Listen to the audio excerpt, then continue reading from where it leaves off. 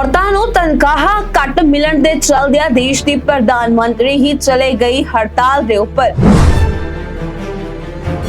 ਜੇਕਰ ਨਹੀਂ ਮਿਲਣਗੇ ਸਾਨੂੰ ਹੱਕ ਤਾਂ ਅਸੀਂ ਘਰ ਦੇ ਕੰਮ ਤੋਂ ਲੈ ਬੱਚਿਆਂ ਤੱਕ ਦੀ ਵੀ ਨਹੀਂ ਕਰਾਂਗੇ ਦੇਖਭਾਲ। ਅਜਿਹੇ ਕੀ ਕਾਰਨ ਰਹੇ ਨੇ ਕਿ ਜਿੱਥੇ ਦੇਸ਼ ਦੀ ਪ੍ਰਧਾਨ ਮੰਤਰੀ ਤੱਕ ਗਈ ਹੜਤਾਲ ਉੱਤੇ ਜਾਣਾ ਇਸ ਖਾਸ ਰਿਪੋਰਟ ਦੇ ਵਿੱਚ। ਤੁਸੀਂ ਵੇਖ ਰਹੇ ਹੋ ਟੀਵੀ ਐਨਆਰਆਈ। ਮੈਂ ਹਾਂ ਗਰਿਮਾ। ਬੇहद ਜ਼ਿਆਦਾ ਹੈਰਾਨ ਕਰਨ ਵਾਲਾ ਇੱਕ ਮਾਮਲਾ ਸਾਹਮਣੇ ਆਇਆ ਹੈ। ਅਕਸਰ ਹੀ ਅਸੀਂ ਗੱਲ ਕਰਦੇ ਹਾਂ ਜੈਂਡਰ ਇਕੁਐਲਿਟੀ ਦੀ, ਯਾਨੀ ਕਿ ਕੰਮ ਦੇ ਵਿੱਚ ਅਸਮਾਨਤਾ ਨਹੀਂ ਹੋਣੀ ਚਾਹੀਦੀ। ਜੇਕਰ ਔਰਤ ਤੇ ਮਰਦ ਬਰਾਬਰ ਦਾ ਕੰਮ ਕਰਦੇ ਨੇ ਤੇ ਉਹਨਾਂ ਦੀ ਤਨਖਾਹ ਵੀ ਬਰਾਬਰ ਦੀ ਹੋਣੀ ਚਾਹੀਦੀ ਹੈ।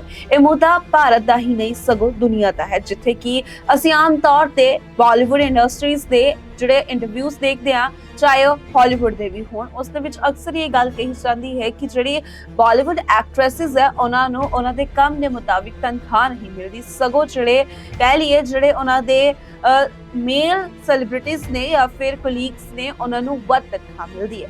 ਇਸ ਦੇ ਨਾਲ ਜੁੜੀ ਹੋਈ ਇੱਕ ਵੱਡੀ ਤੇ ਹੈਰਾਨ ਕਰਨ ਵਾਲੀ ਖਬਰ ਸਾਹਮਣੇ ਆਈ ਹੈ ਕਿ ਜਿੱਥੇ ਇੱਕ ਦੇਸ਼ ਦੀ ਪ੍ਰਧਾਨ ਮੰਤਰੀ ਵੀ ਤਨਖਾਹ ਨੂੰ ਲੈ ਕੇ ਹੜਤਾਲ ਤੇ ਚਲੇ ਗਈ ਜੈਂਡਰ ਇਕੁਐਲਿਟੀ ਦੇ ਮਾਮਲੇ ਦੇ ਵਿੱਚ। ਜੀ ਹਾਂ, ਦੱਸ ਦਈਏ ਕਿ ਪੂਰੀ ਦੁਨੀਆ ਦੀ ਨਿਗਾਹਾਂ ਐਸੇ ਦੇਸ਼ ਤੇ ਬਣੀ ਹੋਈ ਸੀ। ਇਹ ਦੇਸ਼ ਜਿਹੜਾ ਹੈ ਕਾਫੀ ਸਰਗਰਮ ਰਹਿੰਦਾ ਹੈ ਜੈਂਡਰ ਇਕੁਐਲਿਟੀਜ਼ ਨੂੰ ਲੈ ਕੇ ਤੇ ਅਜਿਹੇ ਚਲੰਤ ਮੁੱਦਿਆਂ ਨੂੰ ਲੈ ਕੇ।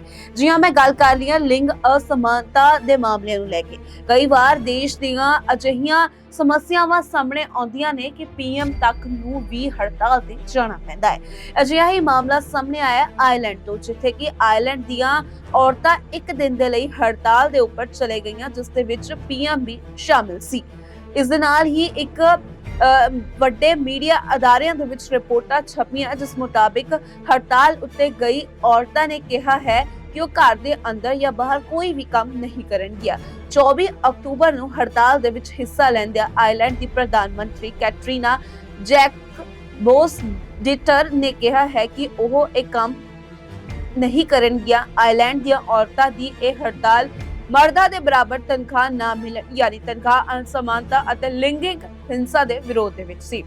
ਇਸ ਨਾਲ ਹੀ ਪ੍ਰਧਾਨ ਮੰਤਰੀ ਕੈਟਰੀਨਾ ਦਾ ਕਹਿਣਾ ਹੈ ਕਿ ਉਹ ਔਰਤਾਂ ਦੀਆਂ ਹੜਤਾਲ ਦੇ ਵਿੱਚ ਹਿੱਸਾ ਲੈਂਦੇ ਹੋਏ ਘਰ ਦੇ ਵਿੱਚ ਹੀ ਰਹੇਗੀ ਤੇ ਨਾਲ ਹੀ ਉਮੀਦ ਜਤਾਈ ਹੈ ਕਿ ਉਹਨਾਂ ਦੀ ਮੰਤਰੀ ਮੰਡਲ ਦੇ ਵਿੱਚ ਹੋਰ ਔਰਤਾਂ ਵੀ ਅਜਿਹਾ ਹੀ ਕਰਨਗੀਆਂ। ਇਸ ਹੜਤਾਲ ਦੇ ਵਿੱਚ ਮੁੱਖ ਤੌਰ ਉੱਤੇ ਆਇਰਲੈਂਡ ਦੀਆਂ ਟ੍ਰੇਡ ਯੂਨੀਅਨਾਂ ਵੱਲੋਂ ਕੀਤੀ ਗਈ ਹੈ। ਔਰਤਾਂ ਨੂੰ 24 ਅਕਤੂਬਰ ਨੂੰ ਘਰੇਲੂ ਕੰਮ ਸਮੇਤ ਕਈ ਤਰ੍ਹਾਂ ਦੀਆਂ ਤਨਖਾਹਾਂ ਵਾਲਾ ਜਾਂ ਫਿਰ ਬਿਨਾਂ ਤਨਖਾਹ ਵਾਲਾ ਕੰਮ ਨਾ ਕਰਨ ਦੀ ਅਪੀਲ ਕੀਤੀ ਗਈ ਹੈ।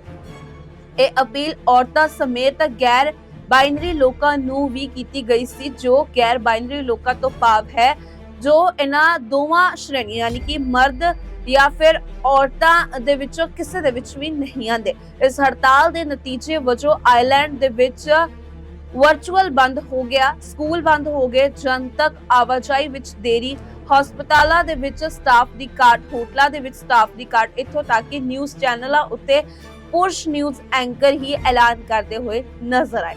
ਉਹ ਖੇਤਰ ਜਿੱਥੇ ਔਰਤਾਂ ਦੀ ਗਿਣਤੀ ਸਭ ਤੋਂ ਵੱਧ ਹੈ, ਜਿਵੇਂ ਕਿ ਸਿਹਤ ਸੰਭਾਲ, ਸਿੱਖਿਆ, ਇਸ ਹੜਤਾਲ ਦੇ ਨਾਲ ਵਿਸ਼ੇਸ਼ ਤੌਰ ਤੇ ਪ੍ਰਭਾਵਿਤ ਹੋਏ। ਇਸ ਤੋਂ ਪਹਿਲਾਂ ਵੀ 1975 ਦੇ ਵਿੱਚ ਅਜਿਹੀ ਹੜਤਾਲ ਹੋ ਚੁੱਕੀ ਹੈ। ਦੱਸ ਦਈਏ ਕਿ 48 ਸਾਲਾਂ ਪਹਿਲਾਂ ਆਈਸਲੈਂਡ ਦੀਆਂ ਔਰਤਾਂ ਨੇ ਵੱਲੋਂ ਅਜਿਹਾ ਹੀ ਹੜਤਾਲ ਕੀਤੀ ਗਈ ਸੀ ਮਿਤੀ 24 ਅਕਤੂਬਰ 1975 ਦੇ ਵਿੱਚ। ਹੜਤਾਲ ਦਾ ਕਾਰਨ ਕੰਮ ਵਾਲੀਆਂ ਥਾਂ ਉੱਤੇ ਔਰਤਾਂ ਦੇ ਨਾਲ ਵਿਤਕਰਾ ਸੀ। ਉਸ ਸਮੇਂ ਆਇਰਲੈਂਡ ਦੀਆਂ 90% ਔਰਤਾਂ ਨੇ ਕੰਮ ਕਰਨਾ, ਸਫਾਈ ਕਰਨ ਜਾਂ ਬੱਚਿਆਂ ਦੀ ਦੇਖਭਾਲ ਕਰਨ ਤੋਂ ਇਨਕਾਰ ਕਰ ਦਿੱਤਾ। ਅਗਲੇ ਸਾਲ 1946 ਦੇ ਵਿੱਚ ਇੱਥੇ ਬਰਾਬਰੀ ਦੇ ਅਧਿਕਾਰਾਂ ਦੀ ਗਰੰਟੀ ਵਾਲਾ ਕਾਨੂੰਨ ਵੀ ਪਾਸ ਕੀਤਾ ਗਿਆ। ਉਦੋਂ ਤੋਂ ਲੈ ਕੇ ਹੁਣ ਤੱਕ ਔਰਤਾਂ ਦੇ ਵੱਲੋਂ ਇਹ ਦੂਸਰੀ ਹੜਤਾਲ ਹੈ।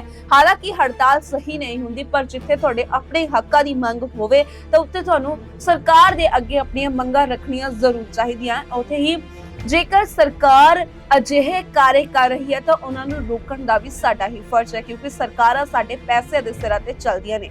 ਇਸ ਨਾਲ ਹੀ ਤੁਹਾਨੂੰ ਇਹ ਵੀ ਦੱਸ ਦਈਏ ਕਿ ਇਸ ਤਰੀਕੇ ਦੀਆਂ ਹੜਤਾਲਾਂ ਬੇहद ਜ਼ਰੂਰੀ ਵੀ ਹੋ ਜਾਂਦੀਆਂ ਨੇ। ਭਾਰਤ ਵਰਗੇ ਦੇਸ਼ ਦੀ ਗੱਲ ਕਰੀਏ, ਬਾਲੀਵੁੱਡ ਇੰਡਸਟਰੀਜ਼ ਦੇ ਵਿੱਚ ਵੀ ਕਾਫੀ ਅਸੀਂ ਇੰਟਰਵਿਊ ਸੁਣਦੇ ਨੇ, ਜਿਸ ਦੇ ਵਿੱਚ ਅਜਿਹੇ ਬਥੇਰੇ ਖੁਲਾਸੇ ਹੁੰਦੇ ਹੋਏ ਨਜ਼ਰ ਆਉਂਦੇ ਨੇ। ਬਾਲੀਵੁੱਡ ਦੀ ਛੱਡੋ, ਅਸੀਂ ਅਗਰ ਸਰਕਾਰੀ ਅਦਾਰਿਆਂ ਦੇ ਵਿੱਚ ਵੀ ਗੱਲ ਕਰਦੇ ਆ, ਉੱਥੇ ਵੀ ਕਈ ਵਾਰ ਅਜਿਹੇ ਮਾਮਲੇ ਸਾਹਮਣੇ ਆਉਂਦੇ ਨੇ ਜਿੱਥੇ ਕਿ ਜੈਂਡਰ ਇਕੁਐਲਿਟੀ ਨਹੀਂ ਦੇਖਣ ਨੂੰ ਮਿਲਦੀ ਹੈ।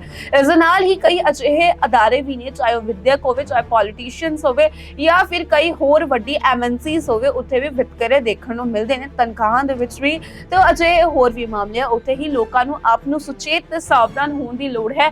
ਤੇ ਦੂਸਰੀ ਗੱਲ ਇਹ ਵੀ ਹੈ ਕਿ ਜੇਕਰ ਸਾਡੇ ਐਜੂਕੇਸ਼ਨ ਸਿਸਟਮ ਦੇ ਵਿੱਚ ਬਦਲਾਅ ਕੀਤਾ ਜਾਵੇ ਤੇ ਜਿਹੜੇ ਨੈਤਿਕ ਸਿਧਾਂਤ ਨੇ ਉਹ ਲੋਕਾਂ ਨੂੰ ਦੱਸੇ ਜਾਣ ਤਾਂ ਸ਼ਾਇਦ ਲੋਕ ਆਪਣੇ ਹੱਕਾਂ ਦੇ ਲਈ ਮੰਗ ਕਰ ਸਕਦੇ ਨੇ ਤੇ ਹੱਕਾਂ ਦੇ ਲਈ ਲੜ ਵੀ ਸਕਦੇ ਨੇ। ਜੇਕਰ ਸਾਡੇ ਐਜੂਕੇਸ਼ਨ ਸਿਸਟਮ ਦੇ ਵਿੱਚ ਅਜਿਹੇ ਰੂਲਸ ਲੈ ਕੇ ਆਣ ਕਿ ਜੇਕਰ ਬੱਚਾ ਕੋਈ ਹੈਲਮਟ ਨਹੀਂ ਪਾ ਰਿਹਾ ਹੈ ਜਾਂ ਫਿਰ 18 ਸਾਲ ਤੋਂ ਘੱਟ ਉਮਰ ਦਾ ਬੱਚਾ ਹੈ, ਜੇਕਰ ਉਹ ਕਹਿ ਲਈਏ ਕਿ ਸਕੂਟਰ ਜਾਂ ਬਾਈਕ ਚਲਾਉਂਦਾ ਹੈ, ਉਸਦੇ ਉੱਪਰ ਕਿਹੋ ਜਿਹੀਆਂ ਸਖਤ ਐਕਸ਼ਨਸ ਹੋ ਸਕਦੇ ਨੇ, ਜਾਂ ਫਿਰ ਜੇਕਰ ਕੋਈ ਵਿਅਕਤੀ ਹੈਲਮਟ ਬਿਨਾਂ ਪਾਏ ਘਰ ਤੋਂ ਬਾਹਰ ਜਾਂਦਾ ਹੈ ਔਰ ਉਸ ਨੂੰ ਕੋਈ ਮਜਬੂਰੀ ਹੁੰਦੀ ਹੈ ਤੇ ਅਚਾਨਕ ਉਹ ਭੁੱਲ ਜਾਂਦਾ ਹੈ ਤੇ ਡਰਾਈਵਿੰਗ ਲਾਇਸੈਂਸ ਭੁੱਲ ਜਾਂਦਾ ਤਾਂ ਅਜਿਹਾ ਕਿਹੜਾ ਕਾਨੂੰਨ ਹੈ ਕਿ ਉਹ ਆਪਣੀ ਰੱਖਿਆ ਕਰ ਸਕਦਾ ਹੈ। ਇਸ ਦੇ ਨਾਲ ਹੀ ਅਜਿਹੇ ਹੋਰ ਵੀ ਕਾਨੂੰਨ ਹੈ ਜਿੱਥੇ ਸਰਕਾਰਾਂ ਨੂੰ ਲੋਕਾਂ ਨੂੰ ਸੁਚੇਤ ਕਰਨ ਦੀ ਜ਼ਰੂਰਤ ਹੁੰਦੀ ਹੈ। ਇਸ ਤਰੀਕੇ ਦੀਆਂ ਵੱਡੀਆਂ ਤੇ ਤਾਜ਼ੀਆਂ ਖਬਰਾਂ ਦੇਖਣ ਦੇ ਲਈ ਜੁੜੇ ਰਹੋ ਤਾਂ TV NRI ਦੇ ਨਾਲ।